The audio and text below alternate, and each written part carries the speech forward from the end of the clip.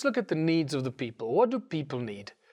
We need love. We need water, food, shelter, tables, chairs, cameras, studios, musical instruments. We need gardens. We need trees. We need anything you can imagine. Tables, chairs, forks, knives, clothes, whatever we need to make our lives beautiful and enjoyable. We don't need money. Money does not make the world go round, as we've been told. Money has nothing to do with it. People make the world go round. Money does nothing. People do everything. We plant the seeds. We grow the food. We develop the technology. We are capable of infinite love.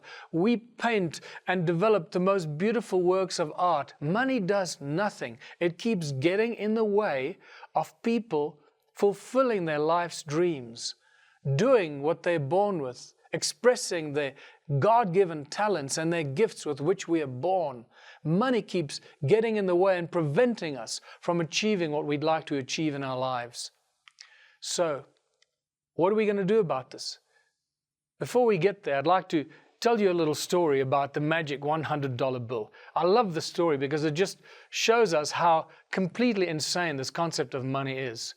So there's this traveling salesman, and he comes into a little town, and he goes to the hotel, and he walks up to the hotel manager, and he says, "Hi, I'm in town, and I need to get a room for the weekend, but I'm very particular about the place I stay, so can I have a look at your room?" The hotel manager says, "Of course, just leave $100 here as a deposit, and here's the key, go upstairs, take your time, check the room out." So the traveling salesman goes upstairs, he disappears to check the room out, at which point the hotel manager picks up the $100 bill, and he notices the butcher across the road, and he says, "Oh, I owe John from the butcher $100 for last week's catering for the function we had here." So he goes across the road and he says, "Hi, John, here's the $100 that I owe you for the function, for the meat you supplied us last week." And John says, "Thanks very much." And he puts the money down next to the till, at which point the plumber walks into the butchery to buy his meat supply. And he says, "Hi, John, how's it going?" And the butcher looks up and he says, "Hey, Bill, how's it going, man? Oh, by the way, I owe you some money for fixing the plumbing in the freezer last week. So how much do I owe you?" And the guy said, "Well, you owe me $100. He says, "Well, here we go. Here's $100 thanks for doing the plumbing for us last week. You really saved me, because it would have been a big disaster if the pipes had burst and flooded my whole freezer." So the plumber says, "Thanks very much." He puts some money in his pocket and he gets his meat and he drives down the road. He pulls into the garage to fill the car with petrol. And he sees the garage owner comes out. He says, "Hey, how's it going, Bill? How you doing?" He says, "Fine, excellent." And the garage owner says to Bill, "Do you have the money you owe me for fixing your fender last week?"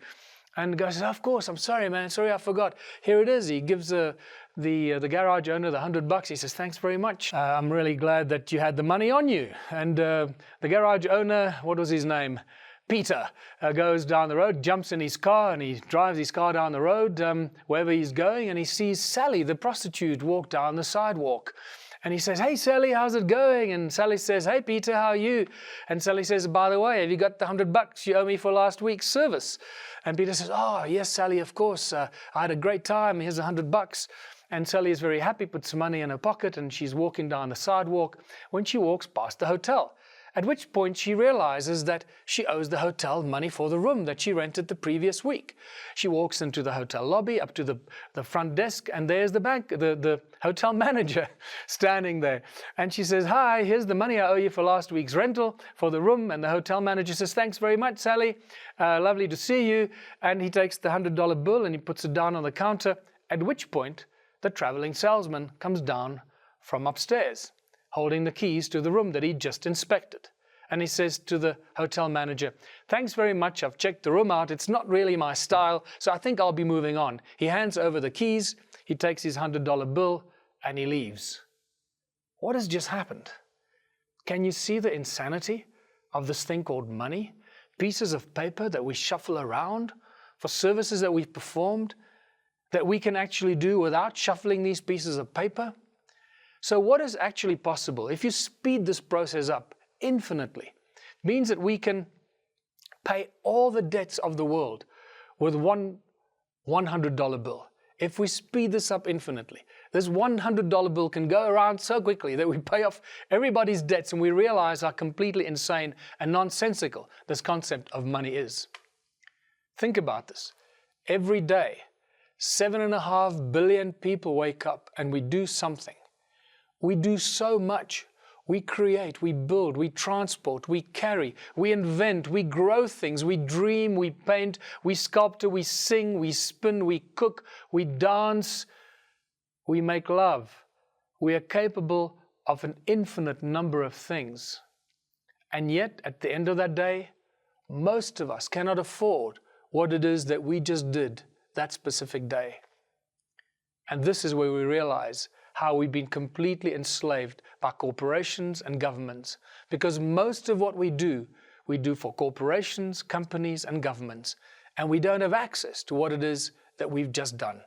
That is completely an insane concept, an insane idea, an insane situation of somehow we've allowed ourselves to be trapped in, to be suckered into. But now we know that this is what's going on, and we can get ourselves out of this. We can start doing all of this for ourselves, for our communities. And this is exactly what the Ubuntu and contributionism philosophy is all about.